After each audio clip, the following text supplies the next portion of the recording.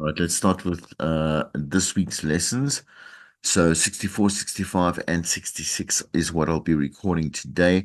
And again, then you will get another, because again, no one was able to attend. Thanks for letting me know at least so that I don't drive all the way there. But okay, so I'm just going to record them, send it to you, and don't forget to please go through them. I'm not going to do the summative because you must, you must attend class, please. Okay. It's only a couple more weeks. Just put in a last bit of effort and just follow through. Okay. I'm not going to ride on a guilt train right now. Just let's welcome to the lesson. Let's continue with marketing and promotions and queue builders. And hopefully today, I think today we will definitely finish it. So H Radio 223 part-timers, where are we getting the information from, or the lesson from Cullinan and Nash's Next Level Radio book, the chapter 6, should I say, play along factor, the 227 228. So in terms of the obviously the book, I don't state the obvious. It's very clear that it's a very short lesson. But what I'm going to do is I've got a really nice, great five marketing strategies from radio.co that we always like to go to. Another pretty much reason is because YouTube keeps blocking me from using certain videos on recordings. But we're always happy with radio.co. They always do a nice job of explaining stuff. Right. Okay. So let's look at let's go through the lesson, and then we'll close up with the video. So let's continue with our strategies. We all know that there are four main factors, or simply our aims. What is the aim of our strategy when we are creating an effective promotion for South African commercial radio stations in particular? And I think that this does not apply to any other station in terms of community stations or PBS stations. Entertain the passive listener, of course, as we've discussed before. Engage the radio contest and research the participants. That's very important. So we have also again discussed this in terms of being able to go and do our research, be able to run those surveys, be able to monitor how people are interacting and engaging with that particular concept or that promotion, whatever it may be. And there are many ways of monitoring and just obviously evaluating processes as we move along. Increase digital interactions is as a plus, because obviously we're selling that at a very large amount when it comes to commercial radio. So whatever we're doing on social media, we're doing it obviously in partnership with our client or our customer or our service product, whatever it may be, that we are busy giving away tickets to. We might be giving away money or vouchers or experiences, whatever it may be. And so what we're doing on digital is not just getting a message across, but pushing for, like I say, where lead generation could be one. We could be pushing just for awareness. And again, we could be pushing for like driving traffic to a subscription mechanism, whatever in that particular direction, like going onto a client's site or going to go download the app, whatever it may be. I'm saying that a lot. I must just dump that, whatever it may be. That's my crutch word clearly for today. Okay. Anyway, increase obviously our listenership, the same type of listeners that we do have in terms of the demographic, and then increasing their like-minded people, like-minded demographics, like-minded psychographics, and so on and so forth. See, I didn't say whatever, maybe whatever. Okay, I'm gonna quickly grab my textbook here. I would like you to grab yours. Well, let me just switch on the light. Just give me a second.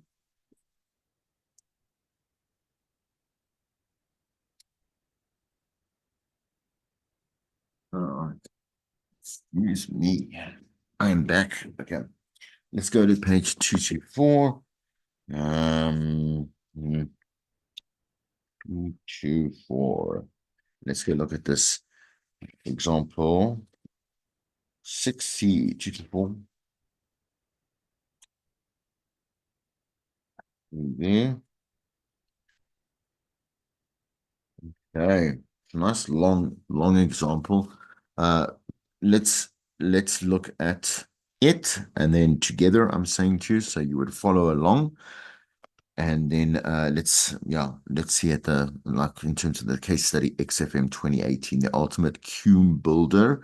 Right. Okay. So XFM programming wants to avoid basic promotions, should I say, that are based on call-in contests that only entice tuned in listeners to keep listening for longer. Instead, we want to be able to use our database to drive tune in, which will drive up our cumes, right, in general. So in other words, what it's saying there is that let's be able to engage this audience or maybe like really just connect with them on many different other levels while this promotion is actually running. So you're going to see the platforms there that are introduced. It's the app database, right, which has 78,000 K subscribers in this particular or entries in this particular instance, plus SMS and email database 20,000 K. Twitter or X, all right, community 978.7K, and Facebook community Instagram database amounts to 332K and 68K. That's a large, obviously, we know that's a large amount of followers, subscribers, potential. Again, we can, this is so much larger, again, compared to what maybe the actual listenership that the BOC obviously records for the traditional platform, the actual core medium of the radio station itself.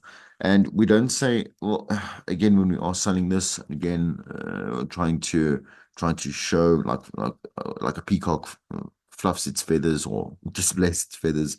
These are those big numbers must say something, but they only can say something once we can show them proof that we do have the numbers and the numbers are actually worth something. So in other words, interactions, lead generation, very important to a client, being able to use that amount of total amount of followers, 78, we said there, 2978, 33, 32, 68. That's a lot. That's a lot of people. Yes, there might be obviously a repetitive amount of people that go across there or flow across those particular numbers, but it doesn't matter.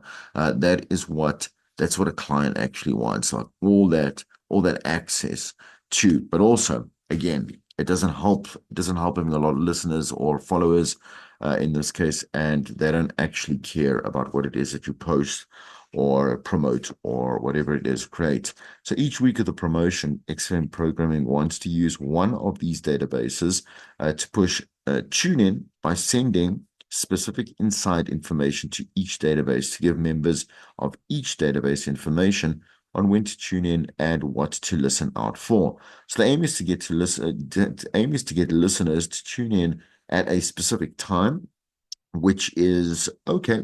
It's by no means impossible. Telling them you have to tune in at 10 past 4. We've got to look at obviously the lifestyle again, because if it's a certain type of demographic and they are all at work, for example, like a lunchtime work, I'm saying, so lunchtime show, lunchtime. So about between 12, 1 o'clock, 2 o'clock, as well as kind of variation of when people do take their lunch, whatever, if they are working a 9 to 5. Obviously, so a lot of people work remotely as well. Predominantly, again, access to a listener during their commute in breakfast and drives. These are great times to be doing some kind of like execution, so figuring out when to direct them to a certain time. Like again, 10 past 4 is a great time. I wouldn't go, I mean, we can go 25 past 5. So after 6 o'clock, not so much in the afternoon, I'm saying, and before, and then just anything after 6 o'clock in the morning, as well. Predominantly between after quarter to 7 is a good time to ask them to do something, all the way to about 8:30 as well. Nice opportunity to be able to get them right there on the station itself, right? Anyway, okay, so let's just go back there. Let me just get specific times again. Hopefully, this will drive a tune in and help with recall for diary respondents, right? So to up the cumes in the actual diary, figures that we do get out, again, the research outputs that we get from the BRC, etc. Right. Okay. Prizes. So three all-inclusive African experiences. Still great prize as well. One New Year's Eve in New York experience. So both these actually work because remember we said with experiences, it really becomes a difficult prize to give because of access, right? People do not have the time. They don't have a passport. They don't know whatever it is. But we know that people are off, let's say on New Year's Eve. So we know that a lot of people will want this particular ticket or this experience in New York, and you can take an all African experience here in South Africa or around whenever you want, if that's the whole thing, not to make it time dependent. All right, anyway, let's go. Week one, promotions that generate excitement around the prizes and drive joining of the databases. Potential messaging. Win big with XFM. Get the inside info on how to enter by downloading our app or joining us on Twitter, Facebook, or Instagram. Which shows are we going to do this on? Well, across all shows, right? So, in other words, from the breakfast to about the drive, perhaps maybe just a little bit of a cross promotion after the drive finishes. So, between the 6 to 10 or 7 to 10 in the evening, right? But Monday to Friday. Okay, so that's week one. That kind of pre-promotion. Let's look at week two, app, so SMS and email database. Promotions that hype up the prizes and drive application downloads, potential messaging. Win big with XFM. Make sure that you push make sure your push notifications for your XFM app are on if you want to get inside info uh, from us on how to win.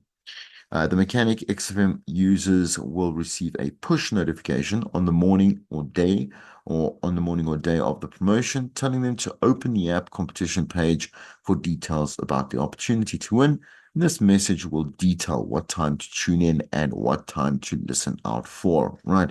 So it shows one execution per day, to any time between 6 and 10 o'clock, like I just mentioned before, right?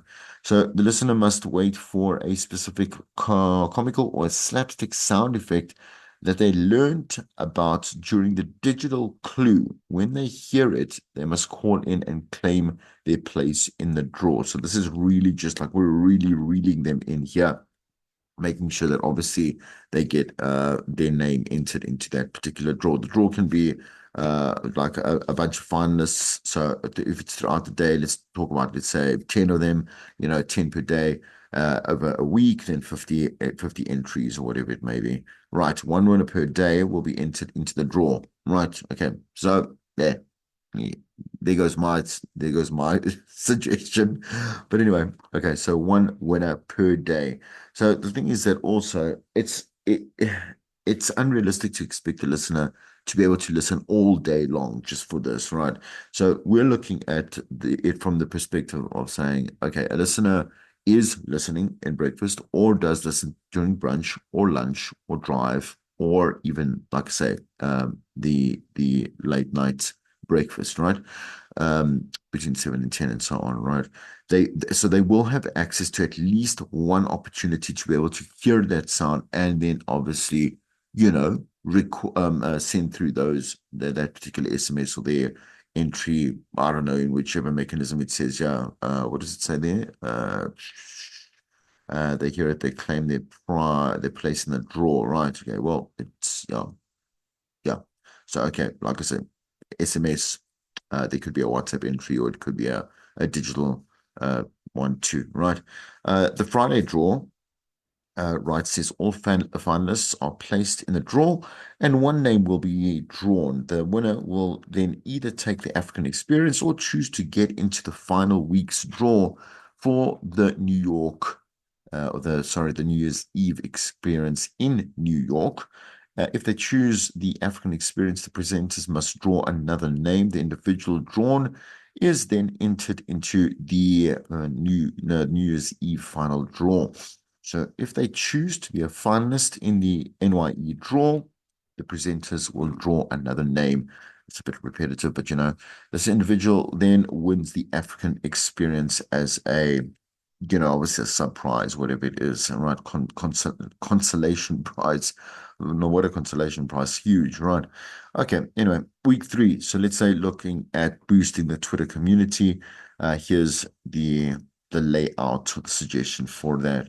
The promotion to generate excitement about the prizes and drive Twitter followers. Well, potential messaging, win big with XFM. Make sure that you follow us on Twitter or X to get inside info. Mechanic, the XFM will tweet on the morning or day of the promotion with details about what time to tune in and what time to listen out for shows. One execution per day, anytime between 6 and 10 o'clock. The listeners listen out, right, for a specific comical or slapstick sound. Once again, when they hear it, they must call in to claim their place in the draw. Obviously, is again driven by the hint, or the not the hint, direct message to say, listen, you got to tune in between 6 and 6:30, or 6 and 9, or whatever it may be. Wouldn't be 6 to 9. That makes no sense for me. So it would be more specific. 6:40 and 7 o'clock in the morning, etc., to hear the sound. You got the sound, put your guess in. Let's go into the draw. Okay, one winner per day will be into the draw. The draw, obviously, again, at the end of the week. And then again, this is week three. So we do it again. Do they want to choose, let's say, the African experience, or do they want to go into the final draw for the New Year's Eve New York experience, right? For week four, let's move to another platform. So Facebook and Instagram community. The promotions to generate excitement around the prize and drive Facebook and Instagram followers. Once again, what is the message? Win big with XFM. Make sure you follow us on Facebook and Instagram to get inside info on how to win. Here's the mechanic. Facebook and Instagram accounts will post out in the morning or day or during the day of the promotion. Um, with details about the time to tune in and what to listen out for. One execution per day, once again, between 6 and 10 o'clock. The listeners obviously listen out for a specific comical or slapstick sound effect. Once again, they learned about through the digital clue, the digital post, again, scheduled, marketed in the right place, right time, etc., etc. When they hear it, obviously they're going to send their entry in, one winner per day, and then into the Friday draw. So this is on the Friday draw. So everything is obviously quite repetitive as you've seen it throughout the week, or throughout the weeks, should I say. Different entry mechanisms, or different ways to push entry mechanisms, same entry mechanism, SMS, WhatsApp, whatever it may be, or any other form that they decide is going to be the way that they want to do it. But Friday is when we take all those finalists that have decided they want to be in the draw, which the only problem that I see is, like, let's say everybody decided, they want the African experience. We're going to have nobody potentially. I know to say you're going to pick another person to enter in there. Yeah, I don't know. Sounds a little bit messy, but it's okay. We'll have some names there to be able to pick for the NYE experience, right? All finalists are placed into the draw, and one name will be drawn, ideally probably on a breakfast show or on like the drive, right? But anyway, the winner can either take the African experience, choose to go into the final weeks for the NYE experience. Excuse me, sorry, this is the end of the end of week four, right? Okay, fine. Week five is what I'm saying. The final draw. Monday morning, one wild card winner will be entered into the competition with inside information posted on all platforms. Executions take place Monday on the afternoon drive.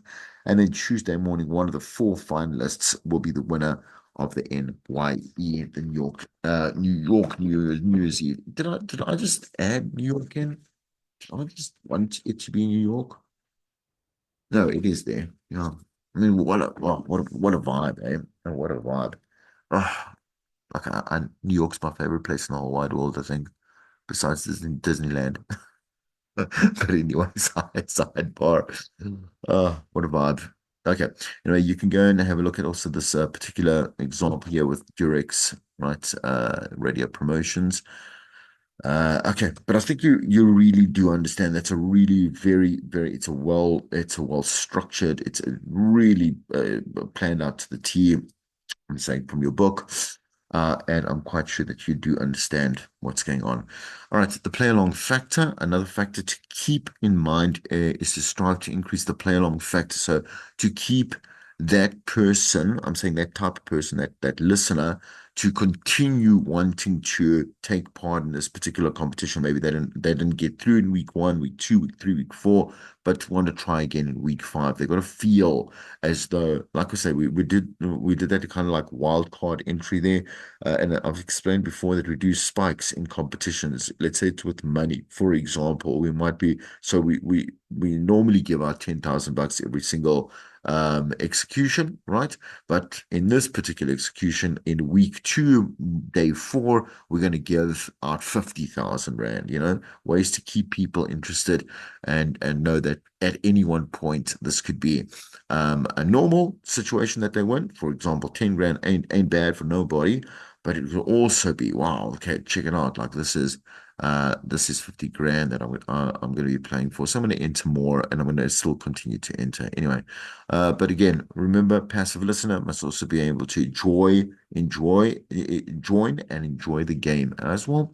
Tracy Johnson, our friend, offers the following ways that can be used to ensure that the promotion has a robust and effective play along factor. One, we're going to make it a game. So again, not call in to win. Again, debatable, because the thing is that you're going to say to me, but people or stations do make it really easy. Just send us a text, send us an entry, and you are entered already, because they are pushing for database like expansion, right? And so on and so forth, right? Okay, invite participation, game execution. Once again, use multiple choice and let them cheat as well. So giving them a couple of hints, whatever. Remember, one person's point of view, and I really want to just keep stressing this, and you're going to say even ours is lecturers, and that's true, it's not everything and anything that is correct in radio. Like these are options, right? And there's different ways that we do different things. So, for example, in this case, this is one approach that we can use that will work, right? And that has worked, and obviously is tried and tested. Tracy Johnson doesn't speak out of turn; he knows what he's talking about, right? And have a look at it and say, okay, cool. Like this might be one way of doing it. I have heard it before on radio, but I do hear other things that are going out, right? Anyway, so we'll look at how to generate revenue by running promotions and competition. This type of on-air content is very valuable for advertisers and marketers because it drives engagement with that particular listener, right? So promotions and competitions improve listeners' loyalty because they're there. They get something out of it. They attach subliminally a brand to their lifestyle and their experience. If they win, obviously they're going to be there, quote unquote, for life. We expect that from them. Okay, either by winning or achieving recognition on air, etc., etc. Want to kind of use that Fabia approach. What do we say there? It's I always forget which one to which. No, that fun. We got beautiful. We got bold. We got inspiration, and oh my God, I think of the you now. Anyway, Cameron, I don't want to say understanding. It's not understanding. Um, Anyway, we're developing a content-based promotion. Damn you, Fabi. The next step is to look at how much time you'll need to execute the promotion in order to achieve the goals set. All right, and the large-scale promotion that utilizes a lot of other types of media, so festivals, concerts, massive, like I say, live event activations, etc. Right now, because it's on my mind, it's on everybody's mind, right? And I see a lot of the stations, especially all the commercial stations here in Gauteng are there at Comic-Con, right? And they're just getting in. So what they might be giving away is tickets, or they might be giving away like merchandise or whatever it is. Come meet the DJs, that type of stuff, because they are broadcasting from there as well. As a sidebar, we look at these places that are massive, that have been paid for by and organized by other people as well. And then we piggyback on top of that. And so these particular stations obviously have some vested interest, I'd say, in riding on the on the big back of Comic Con. 30,000 people are like on average going every single day. So they have that direct contact with them. But also, once again, like it's always nice to listen to an outside broadcast. I love outside broadcasts, or listening to them as well, doing and listening to them. It's just fresh, it's nice, and you want something different when you're listening to your station now and again, right?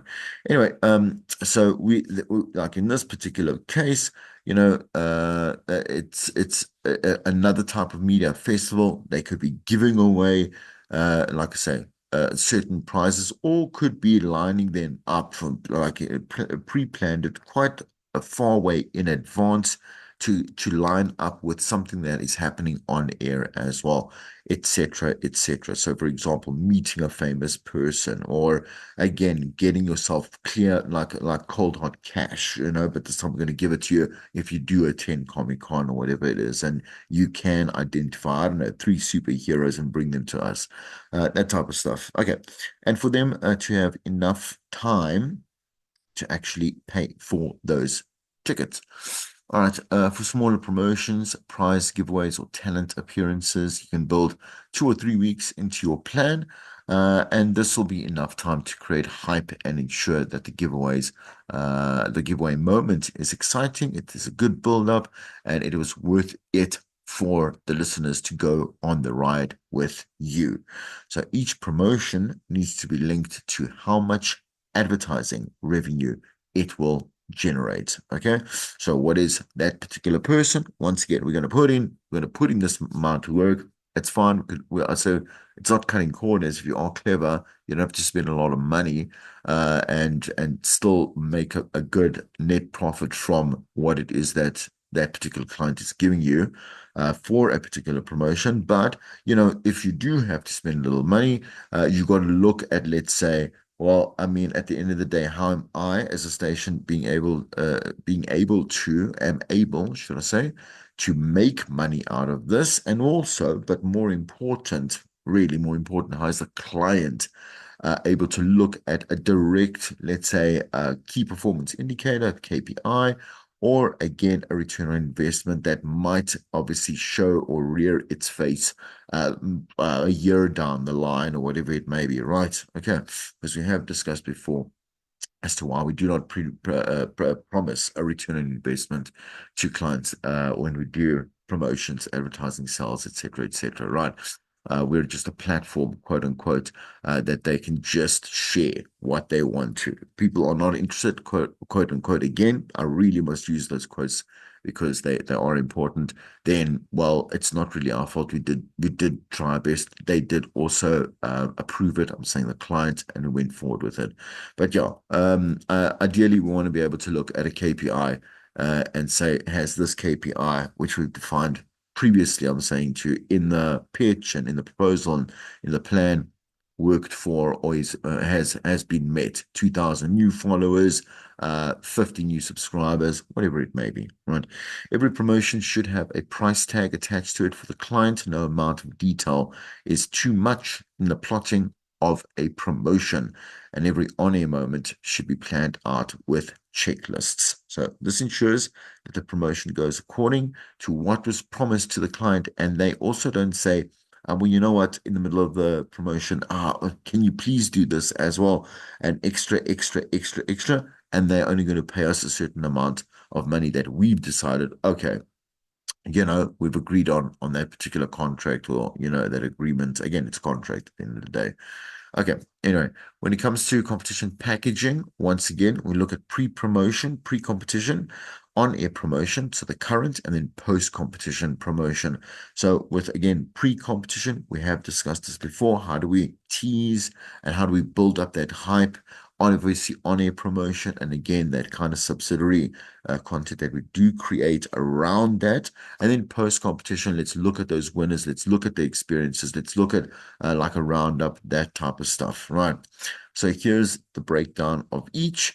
With pre-competition promotion, This will include approximately a week of short live reads or pre-recorded promotions that project forward to the week when the competition will be executed, right? Straight, plain, I'm saying plain, straight, and straightforward, right?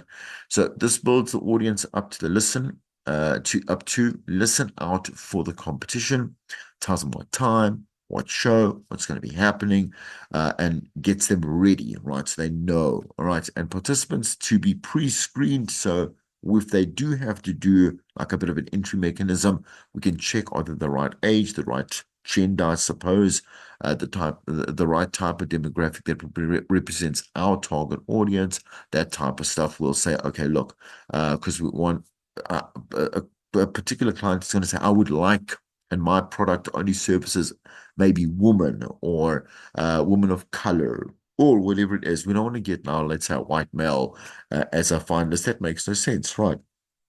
Okay.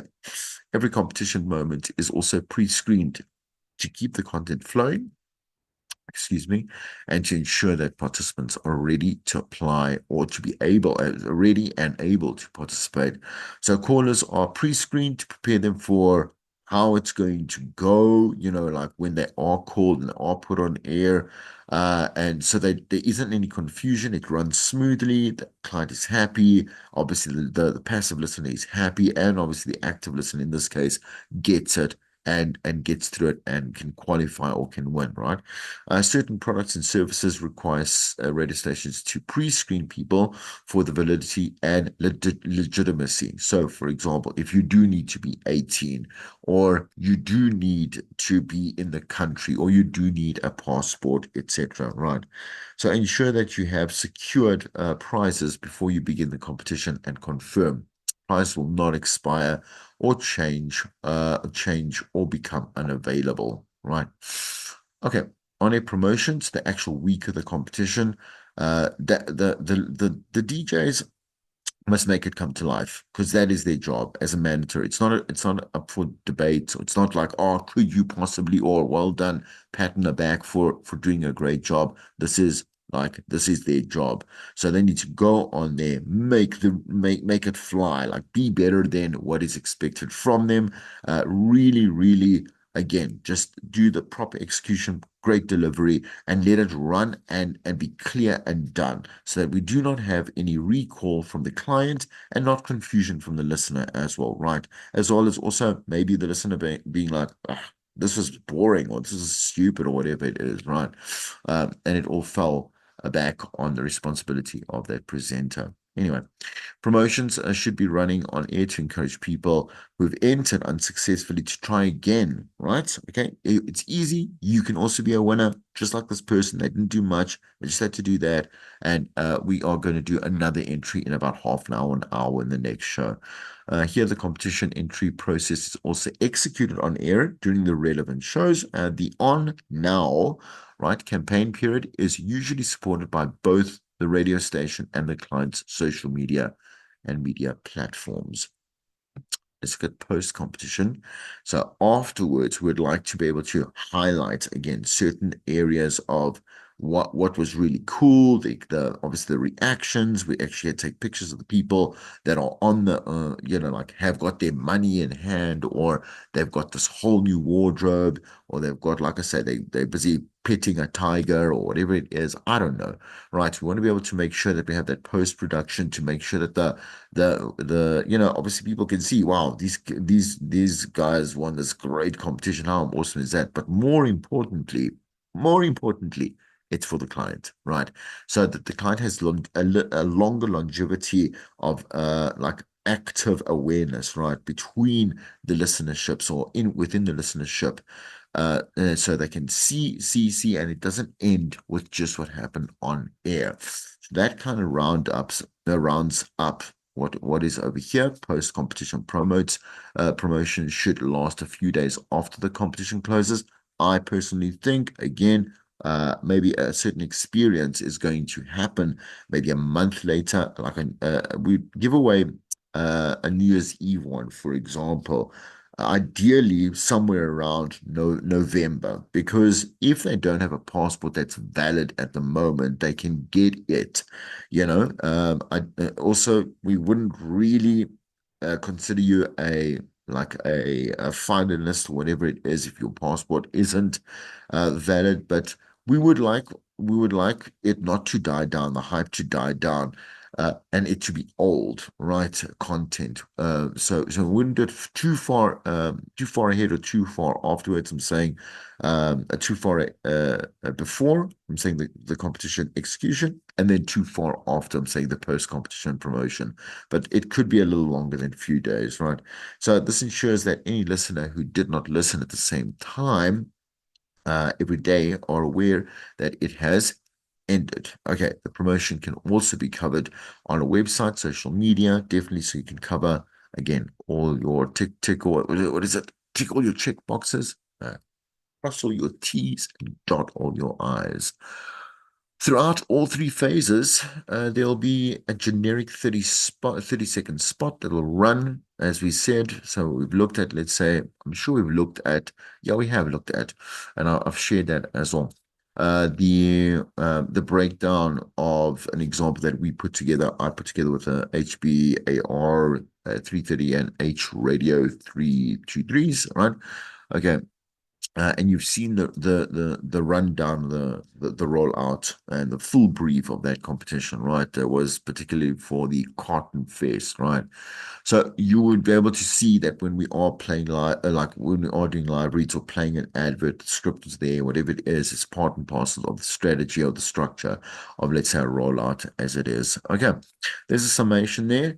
And then using any of the 4 promotions on here, analyze it, please, for its play along factor. I'm going to stop the share there only because I want to move to that video that is quite long, but it is super cool and interesting. This is the one here.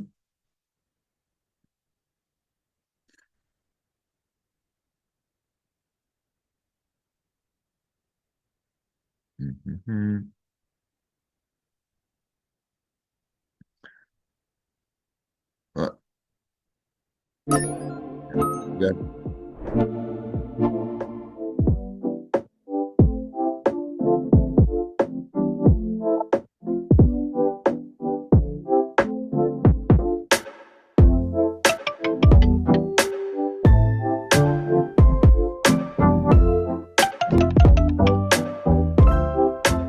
Hey, Phil here from Radio.co once again for another instalment of our Back to Basics course, a series of videos designed to help you better understand the first steps in launching your very own internet radio station. Now, so far in this series, I've covered how to actually run a radio station entirely through our Radio.co software, what equipment you may need, and, most recently, how you can combine the two in order to broadcast a live show to live audiences all around the world.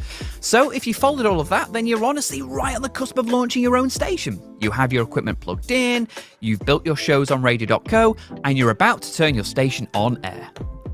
But hang on, how are people actually going to listen to your station? That's probably the most important thing, right?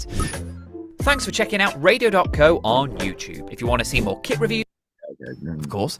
And because of that, it's such an incredibly accessible medium, as anyone can tune into your shows via their computers, smartphones, and smart speakers with ease. Now, just because your radio station is easy to listen to doesn't mean it's actually easy to find. So in this episode, I'm going to discuss a few ways in how you can begin promoting your station. Now, please understand that what I'll be discussing is not surefire, guaranteed ways to definitely grow your listeners, but by taking some of the advice on board, you can absolutely work towards that goal. Ultimately, the most effective ways to grow your listenership and spread the good word of your station is to make your station as widely available as possible, to make your station as easy to find as possible, and, relating to that, particularly for you, make it as simple as possible for you to direct people to. It's all well and good saying your station is available here, here, here, and about a dozen other places, but that's a bit overwhelming. You need to know how to effectively tell your audience where they can find you. Keep it simple, keep it concise, keep it coherent. So there's sort of things we're going to be discussing in this video today. Now, the first thing to discuss is social media. And if you've seen any of my old videos and webinars in the past, I'm sure you can gather that I'm perhaps not the biggest advocate for social media. That's just a personal choice for me. I perhaps don't use it as it's intended, to be social. However, I can absolutely tell you today categorically that social media is such a beneficial tool to help you promote your radio station. And the exact same thing would apply if you're wanting to promote a podcast or a YouTube channel, because social media provides that online visibility for your otherwise non-visibly active medium, or it's audio. The only way you can direct people to a piece of audio is to have something visual to grab their attention and point them towards it, right? So social media, you can use it to be almost like a headquarters. Think of it like a second website. You may be thinking already, do I want to have a website for my station or not? I would say that it can be essential for you to have a website for your radio station, particularly if you want to create a definite branded location for people to go to. It's your personal domain name. They visit there, they see plastered across all of your branding, your media, your hosts, banner ads, maybe something like that. But a just as good alternative to that is a Facebook page, particularly a Facebook group page or a fan page rather, because there it kind of does the same job as a website. It provides people information about your radio station. There's a means for people to contact you. You can post pictures and links and videos and discussions related to your programs, and most importantly, it gives people the opportunity to interact with each other. Social media almost acts like a free promotional campaign that you don't need to personally manage. What I mean by that is you can post a picture or a video or a comment just saying, I don't know, X was the greatest album ever made by Y, or today we're going to discuss this. What do you think? Now, you can just post that and maybe walk away and not look at your Facebook page for a few hours. But within that time, people are interacting with that. They're commenting, they're sharing, they're interacting with each other, they're perhaps arguing with each other, they're discussing, I guess is the more polite term. But the idea is they're creating promotional campaigning for you. Their interaction is causing your post to become more visible. They're sharing it to people who otherwise may not have found out about your station's existence, people and their friends or and the friends of friends and friends of friends of friends of friends. So using social media to grow your promotional opportunity is imperative. It's essential, I'd say. I think Facebook's perhaps the most useful social media tool because, as I say, it can be treated kind of like a blog post. I mean, it's kind of what it was already, but you can post things and invite people to share and interact. Other platforms can still be good. Twitter is great. I mean, loosely using the word great, particularly these days.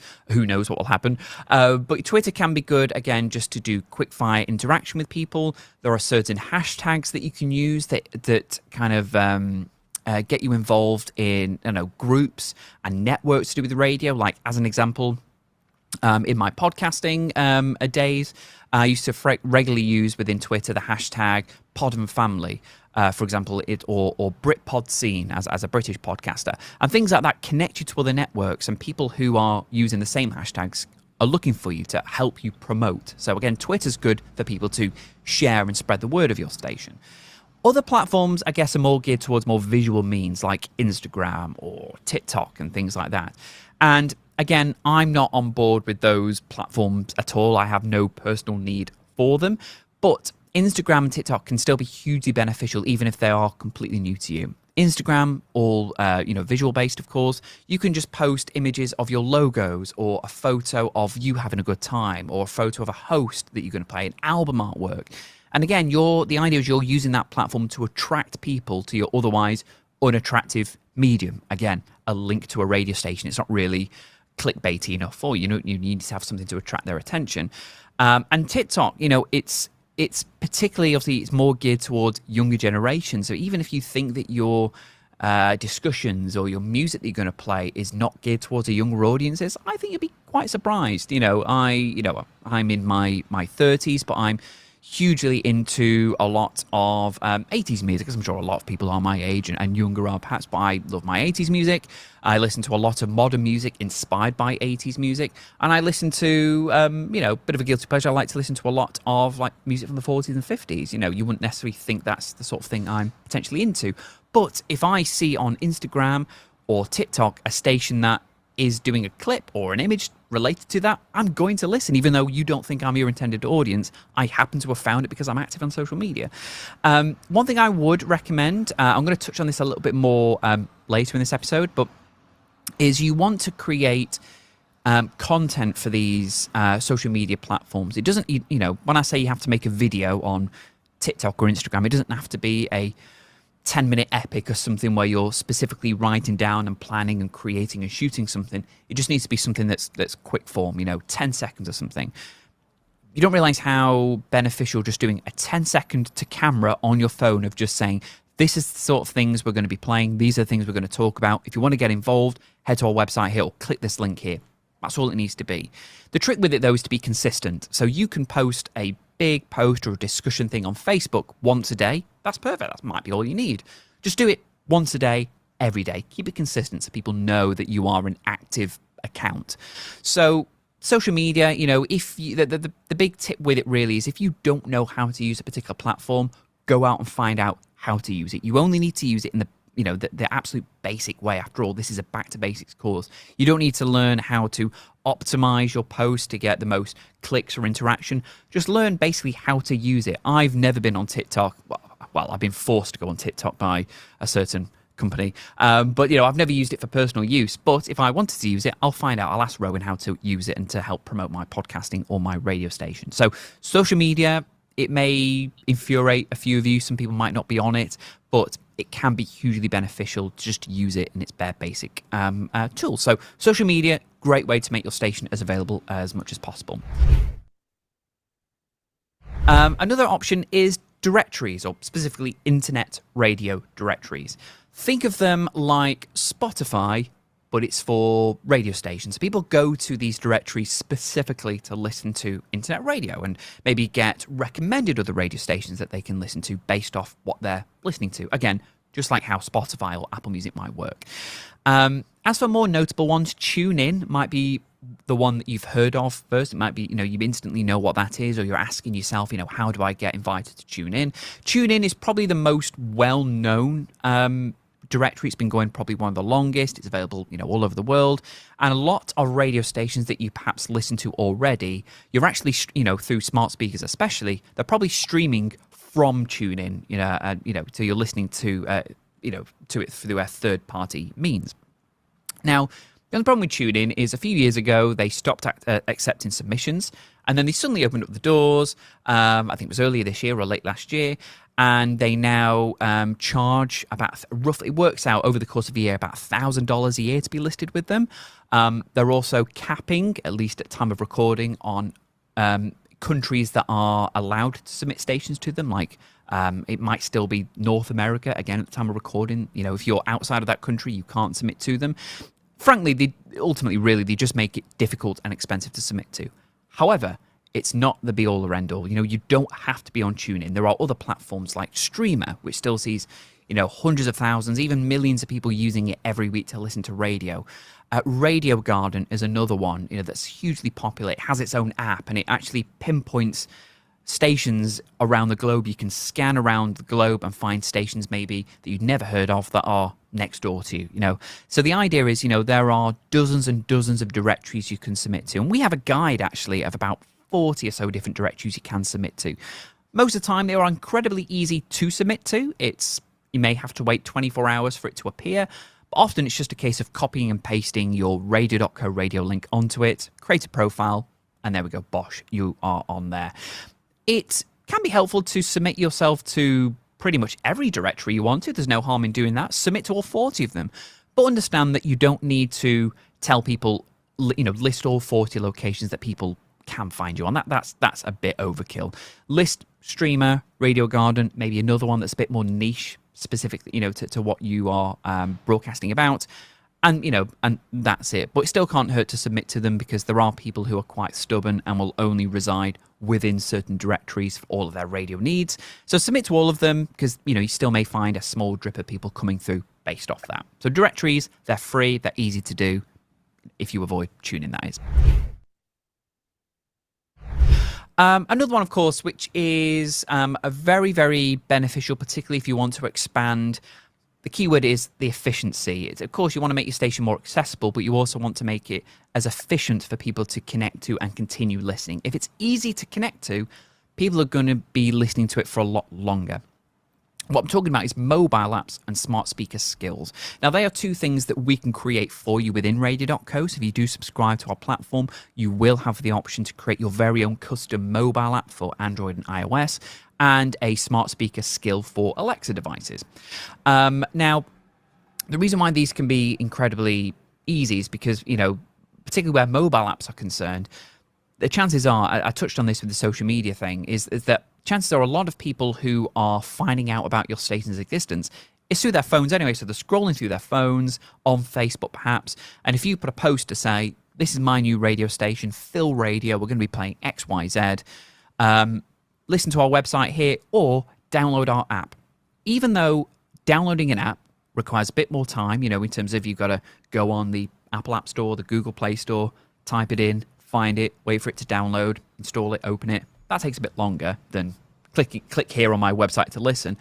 But we're kind of just been rewired in a way that every part of our life stems kind of directly from our mobile phones.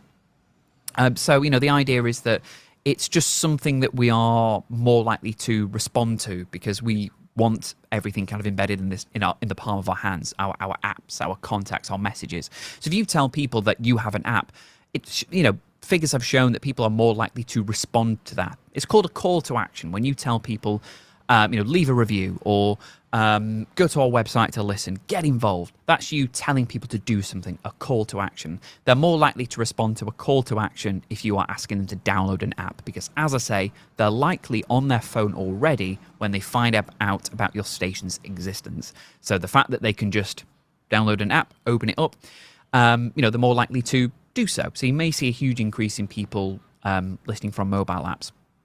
And as well, it works in the background so they can, just like how Spotify and Apple Podcasts and things like that work, they play your radio station, they lock the screen, put it in the pocket, and they can listen to it on their commute or, around the house or something like that.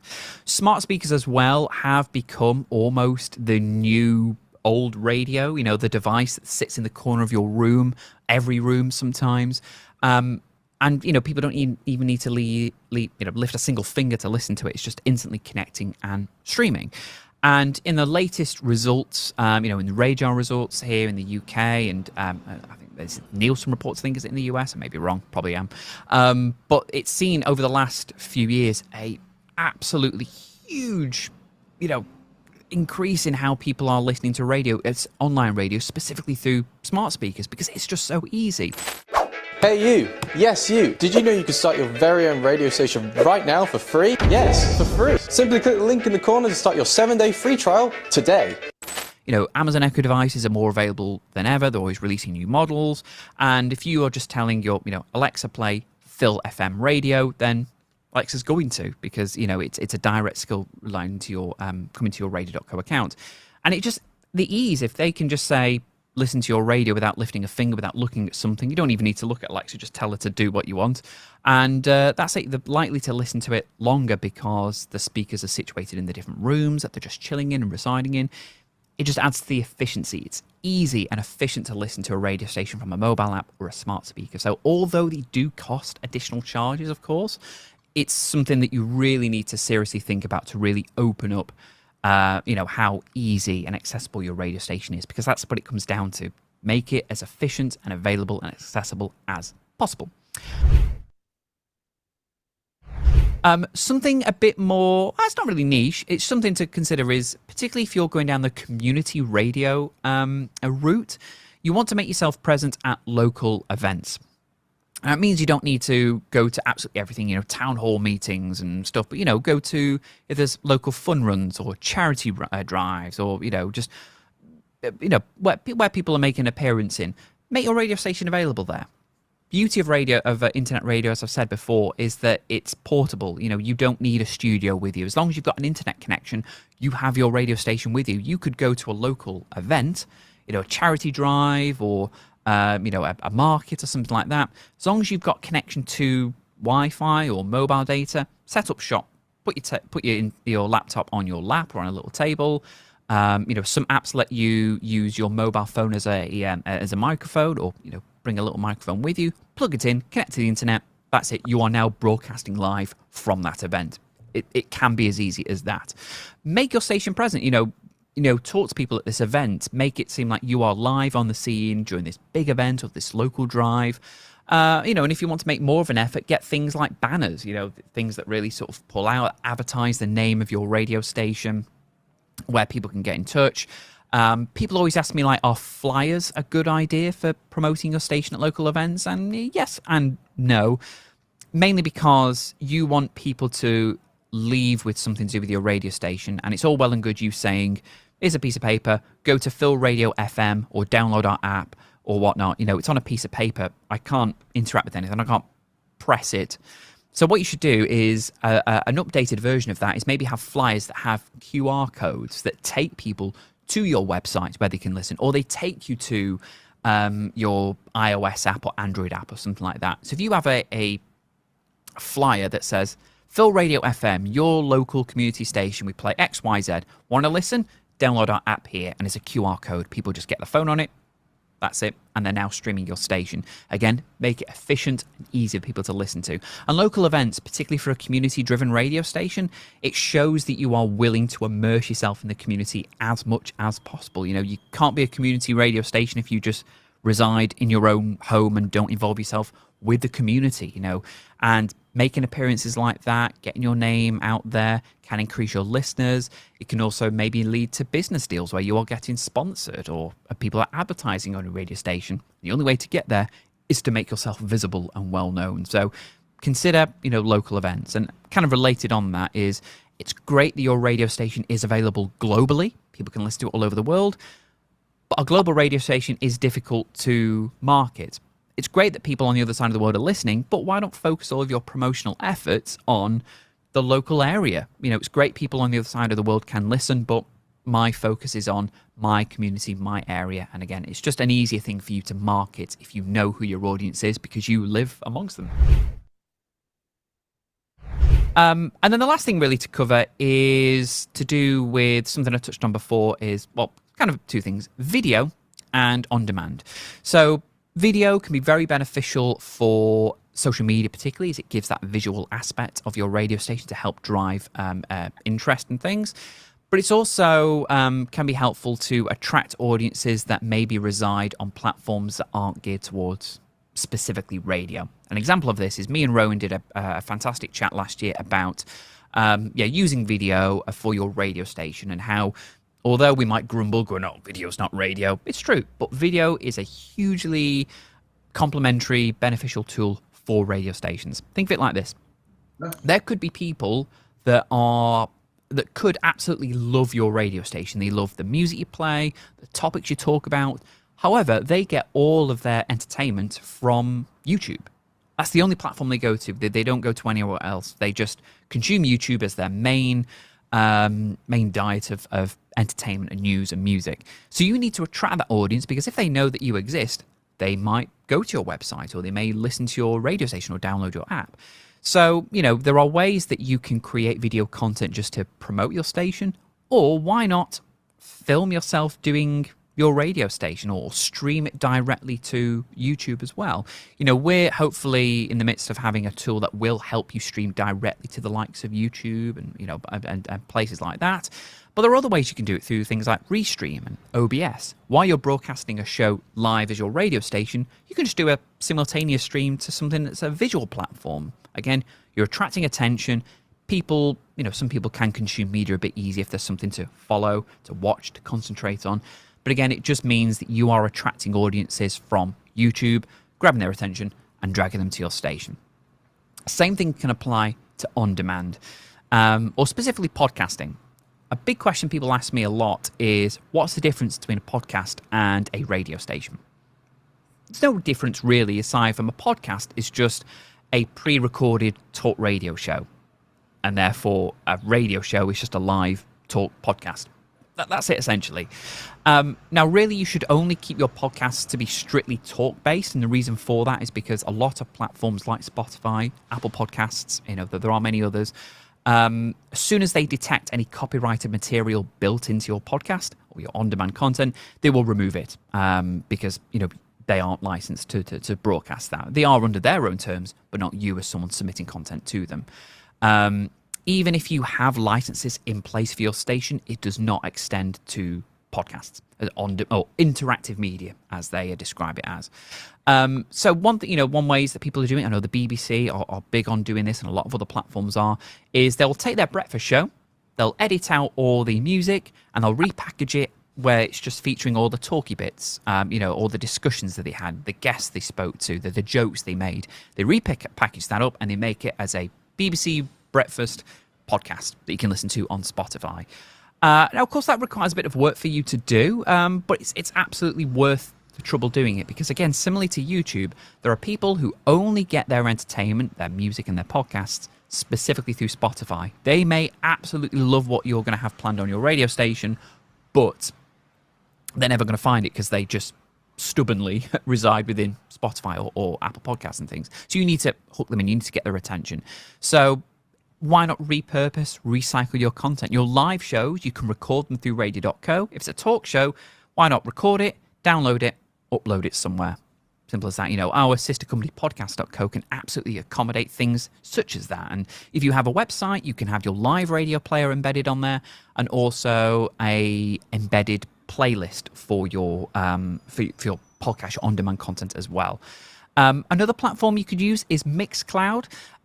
It's a bit more limited in scope in the sense of it's not the most well-known, notable one when people think of getting on-demand content. That has been firmly taken by Spotify, again, to name drop. But Mixcloud is great how you are actually permitted to upload content that has, a bit of music, or maybe you've done DJ mixes and you want people to listen to the live show again. Upload it to Mixcloud, point people to that, embed playlists and players on your website, and again, they can consume that. On demand is just a way to further expand the reach of your radio station to audiences that, as I say, may not have known about your station's existence because they don't listen to typical internet radio means. They consume all their pre-recorded radio shows or their playlists of music elsewhere. They may love what you do, so, just go out your way to do this bit of extra work, bit of extra effort to really help promote your station. Okay, right.